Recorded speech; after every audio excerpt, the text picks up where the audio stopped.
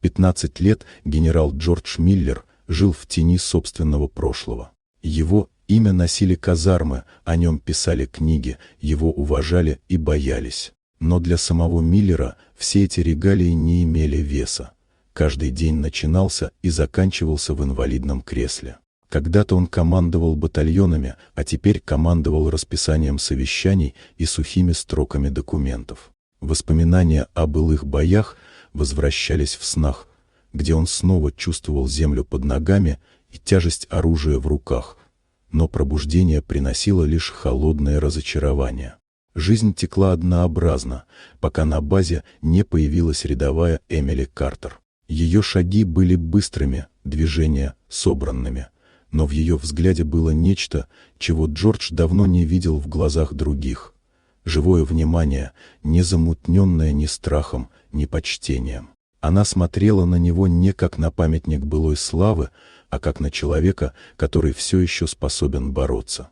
Поначалу генерал воспринимал ее настойчивость как навязчивость. Попытки предложить тренировки казались ему пустой затеей, обреченной на провал. Но в ее решимости не было ни давления, ни жалости, лишь спокойная уверенность. Под этим напором его холодное равнодушие начало таять. Он позволил попробовать.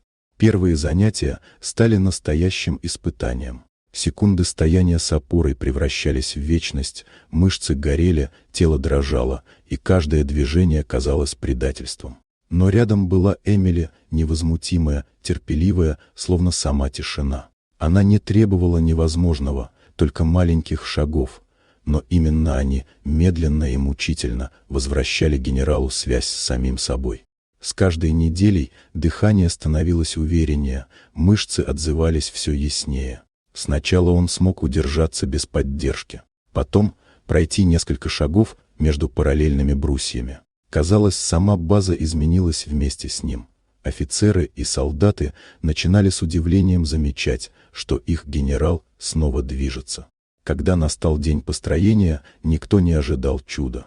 Но Миллер, поднявшись с кресла, сделал несколько шагов вперед, опираясь на трость и на волю, выточенную годами службы и новыми усилиями.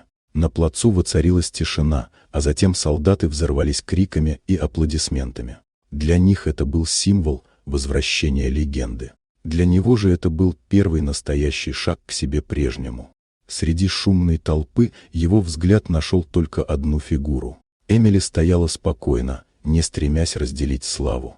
Она знала, генерал получил обратно не только возможность стоять на ногах, но и то, что он утратил гораздо раньше, веру в собственную силу. Вот такая удивительная история. Дорогие друзья, если вам понравилось видео, поставьте лайк, а также подписывайтесь на канал, впереди еще много интересного.